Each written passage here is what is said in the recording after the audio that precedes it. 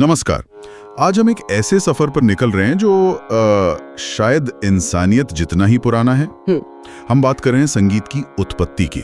मतलब ये आवाजें, ये धुनें, ये लय आखिर आई कहाँ से? हाँ, ये सवाल तो हमेशा से रहा है। कैसे शुरू हुआ ये सब? बिल्कुल। हमारे पास जो स्रोत हैं वो हमें अलग अलग दिशाओं में ले जाते हैं, प्रकृति की गोद से लेकर इंसानी जज्बातों की गहराइयों तक। और प्राचीन भारतीय दर्शन भी, उसकी अपनी एक कहानी है। सही कहा। तो आज हमारी कोशिश यही रहेगी कि इन अलग अलग नजरियों को थोड़ा समझें, देखें कि संगीत के इस अथाह सागर की शुरुआत कैसे हुई होगी। हाँ, चलिए इसकी परतें खोलते हैं। तो सबसे पहले प्रकृति की तरफ चलते हैं। शायद पहली धुन वहीं सुनाई दी थी। ऐसा माना जाता है, स्रोत भी यही इशारा करते हैं। हाँ, स्रोत इस बात पर काफी जोर देते हैं कि संगीत की पहली फुसफुसाहट, वो पहली प्रेरणा हमें कुदरत से मिली। जरा सोचिए उस दुनिया के बारे में जहाँ कोई बनावटी शोर नहीं था। की आवाजें थी। हाँ, वही, जैसे पक्षियों का चहचहाना, कभी मीठा कभी तेज। नदियों का पानी पत्थरों से टकराकर जो आवाज करता है, वो कलकल। हवा जब पेड़ों के पत्तों से गुजरती थी, एक अजीब सी सरसराहट, और फिर बादलों की गड़गड़ाहट, वो दमदार आवाज।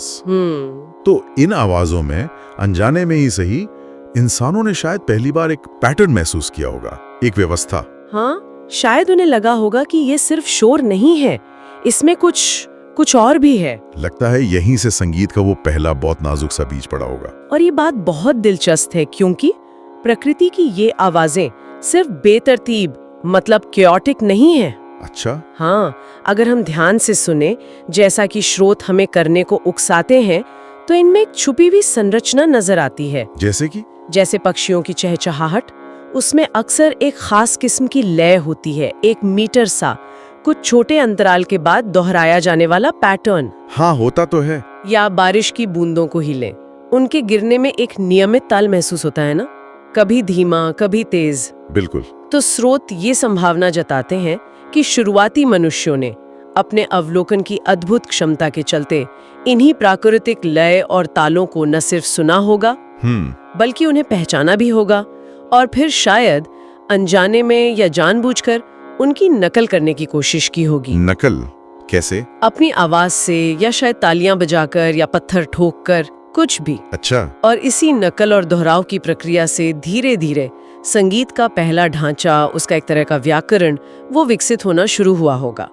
ये प्रकृति को सुनकर उसे जवाब देने जैसा था। यानी प्रकृति सिर्फ प्रेरणा नहीं थी, वो पहली शिक्षक भी थी जिसने लय और ताल का पाठ पढ़ाया। हाँ, कह सकते हैं। अब यहाँ से कहानी और गहरी होती है। प्रकृति के बाहरी संसार से निकलकर इंसान के अंदरूनी संसार में झांकते हैं, भावनाओं की दुनिया में। हाँ, स्रोत हमें बताते हैं कि जब इंसान ने बहुत तीव्र भावनाएं महसूस की, वो चाहे अचानक मिली खुशी की लहर हो, या किसी अपने को खोने का गहरा दुख, प्यार में पड़ने की वो मीठी कसक, किसी अनजाने खतरे का डर, या फिर सृष्टि की विशालता को देखकर पैदा हुई भक्ति या विस्मय की भावना। हाँ, ऐसे पल आते हैं जब हमारे अंदर इतना कुछ उमड़ रहा होता है कि शब्द कम पड़ जाते हैं। ये अनुभव तो हम आज भी करते हैं ना, जब भावनाएं इतनी प्रबल हो कि जुबान साथ न दे। बिल्कुल। स्रोत इसी बिंदु को संगीत के विकास की एक और महत्वपूर्ण कड़ी मानते हैं। ये सिर्फ प्रकृति की नकल नहीं थी, ये अंदर से निकली एक जरूरत थी। हाँ, स्रोतों के मुताबिक जब शब्द अपर्याप्त हो गए, जब लगा कि जो महसूस हो रहा है उसे पूरी तरह बयान नहीं किया जा सकता, तब इंसान ने अपनी आवाज का एक अलग तरीके से इस्तेमाल करना सीखा। उसने अपनी आवाज में वजन डाला, उसमें उतार चढ़ाव लाए, भावनाओं का रंग घोला। हाँ, और शायद पहला गीत गुनगुनाया। ये सिर्फ अक्षरों का उच्चारण नहीं था, ये सीधे रूह से निकली एक पुकार थी, एक अभिव्यक्ति जो शब्दों की मोहताज नहीं थी। शायद यही दुनिया का पहला गीत रहा होगा, खुशी का या दुख का, या शायद कोई लोरी। और ये हमें एक बहुत बुनियादी सवाल पर ले जाता है, क्या संगीत भाषा की दीवारों को लांघकर भावनाओं को व्यक्त करने का एक सार्वभौमिक, एक यूनिवर्सल तरीका है? अच्छा सवाल है। स्रोत क्या कहते हैं इस बारे में?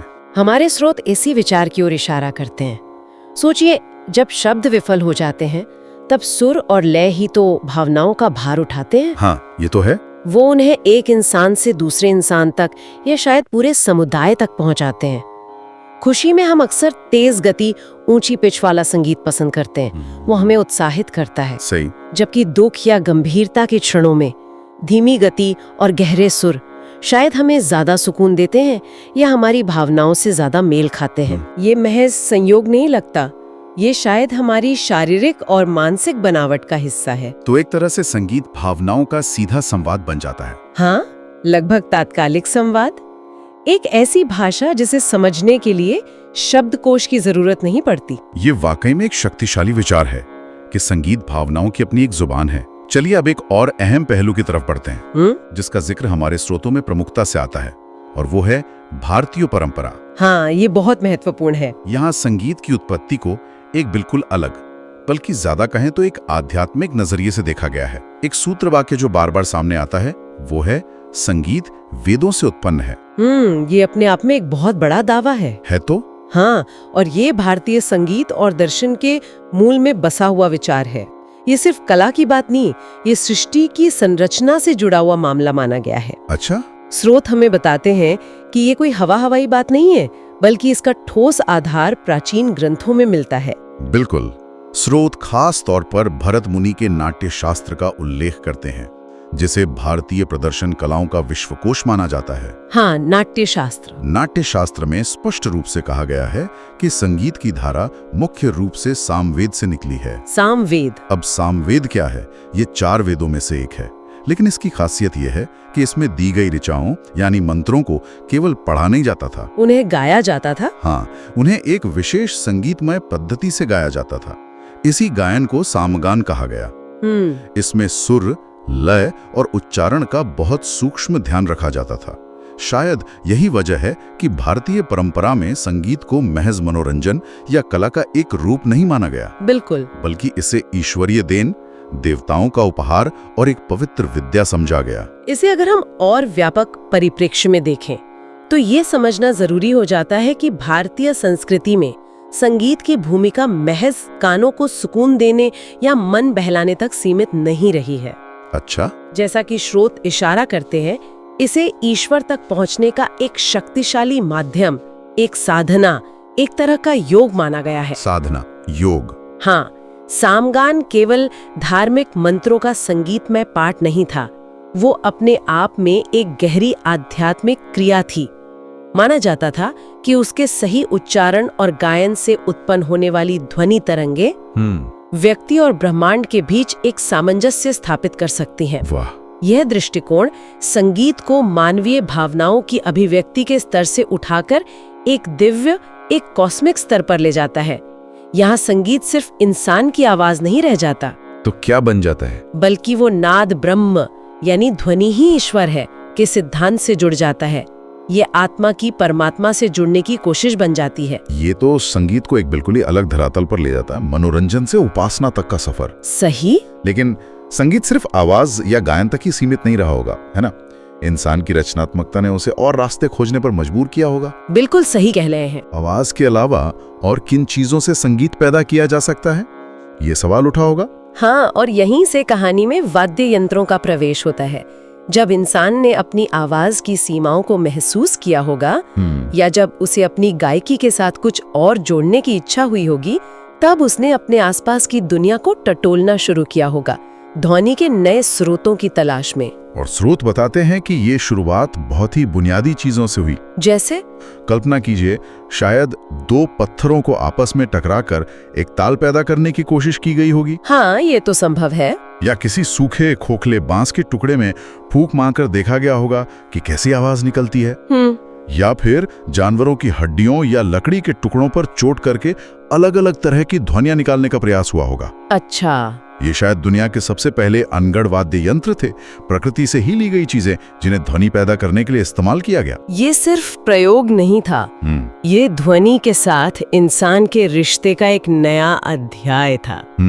ये देखना कमाल का है कि कैसे शुरुआती इंसानों ने अपने आसपास मौजूद साधारण चीजों में छिपी ध्वनि क्षमता को पहचाना। सही। एक खोखले बांस या कछुए के खोल में उन्होंने सिर्फ एक वस्तु नहीं देखी, बल्कि एक संभावित आवाज को महसूस किया, उसे बाहर निकालने का तरीका खोजा। एक तरह से रचनात्मक संवाद। हाँ, प्रकृति के साथ एक गहरा रचनात्मक संवाद जैसा था ये सिर्फ शोर पैदा करना नहीं था, बल्कि ध्वनि को समझने और उसे अपनी इच्छानुसार ढालने की दिशा में पहला कदम था। बिल्कुल। और फिर धीरे धीरे इन्हीं शुरुआती प्रयोगों से, इन्हीं अनगढ़ चीजों से ज्यादा सधेवे, ज्यादा सुरीले वाद्य यंत्र बनने लगे होंगे। हाँ, विकास तो हुआ ही होगा। श्रोता इस विकास यात्रा का जिक्र करते हैं कि ऐसे जानवरों की खाल को लकड़ी के ढांचे पर मढ़कर ढोलक, नगाड़े या डमरू जैसे ताल वाद्य बने होंगे।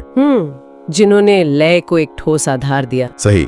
कैसे बांस को और बारीकी से तराश कर उसमें छेद करके बांसुरी जैसे फूंक वाले वाद्य बने होंगे, जिनसे मधुर धुनें निकालना संभव हुआ। हाँ, कैसे तारों को खींचकर उन्हें किसी खोखले लकड़ी के टुकड़े पर लगाकर वीणा या लायर जैसे तंतु वाद्यों का जन्म हुआ होगा, जिनसे सुरों का और बारीक काम लिया जा सका। और फिर जब इन अलग अलग तरह के वाद्यों से निकलने वाले ताल, लय और सुर गायन के साथ मिले होंगे, तब तो संगीत का कैनवस कितना विस्तृत हो गया होगा। हाँ, उसकी जटिलता और समृद्धि बढ़ती चली गई होगी। यहाँ मानवीय आविष्कारशीलता अपने चरम पर दिखती है। ये सिर्फ ध्वनि पैदा करना नहीं था, बल्कि ध्वनि को नियंत्रित करना, उसे तराशना, उसे एक माध्यम बनाना। हाँ, उसे भावनाओं और विचारों को व्यक्त करने का एक परिष्कृत माध्यम बनाना था।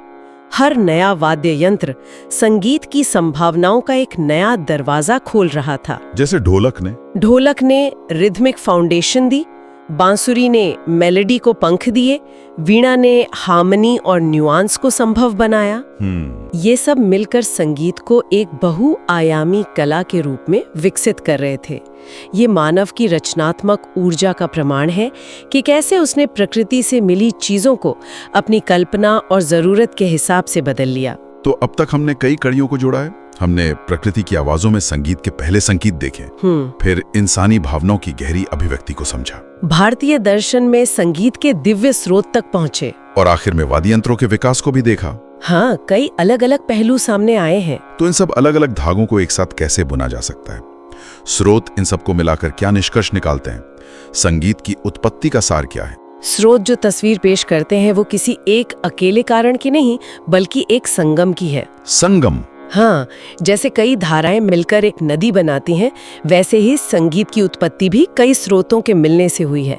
यह एक बहुस्तरीय, एक मल्टी लेयर्ड प्रक्रिया रही है। हाँ, जैसा कि ये स्रोतों से उभर कर आता है, संगीत की उत्पत्ति को हम 3 मुख्य धाराओं के संगम के रूप में देख सकते हैं। बिल्कुल।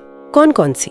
पहली धारा है प्रकृति की ध्वनि, वो बाहरी प्रेरणा, वो लय और सुर जो हमने अपने आसपास की दुनिया में सुने और पहचाने। पेड़, पौधे, पशु, पक्षी, हवा, पानी, सब ने अपना योगदान दिया। पहली धारा। दूसरी धारा है मानव की भावना, वो अंदरूनी जरूरत, वो तीव्र जज्बात जिन्हें व्यक्त करने के लिए शब्द नाकाफी थे और आवाज को सुर और लय का सहारा लेना पड़ा। खुशी, गम, प्यार, डर, भक्ति, सब ने संगीत को आकार दिया। हाँ, भावनाओं की अभिव्यक्ति। और तीसरी धारा है ईश्वर की प्रेरणा या दिव्यता का बोध। जैसा कि खासकर भारतीय परंपरा मानती है, संगीत सिर्फ इंसानी या प्राकृतिक नहीं, बल्कि उसमें एक दिव्य अंश भी है जो उसे एक ऊंचा आध्यात्मिक दर्जा देता है। बिल्कुल। और ये तीनों धाराएं शायद अलग अलग नहीं, बल्कि एक दूसरे से गुंथी हुई चली होंगी। अच्छा, कैसे? मतलब प्रकृति के अवलोकन ने भावनाओं को जगाया होगा। भावनाओं ने अभिव्यक्ति के लिए प्रेरित किया होगा। हाँ। और इस पूरी प्रक्रिया में कहीं ना कहीं एक आध्यात्मिक खोज, एक गहरे अर्थ की तलाश भी शामिल रही होगी। तो ये तीनों जुड़े हुए हैं। हाँ, इसीलिए स्रोत का ये निष्कर्ष बहुत सार्थक लगता है कि संगीत आत्मा की भाषा है जो हर युग में नई होकर भी अनादि है। मतलब? यानी ये बदलता रहता है,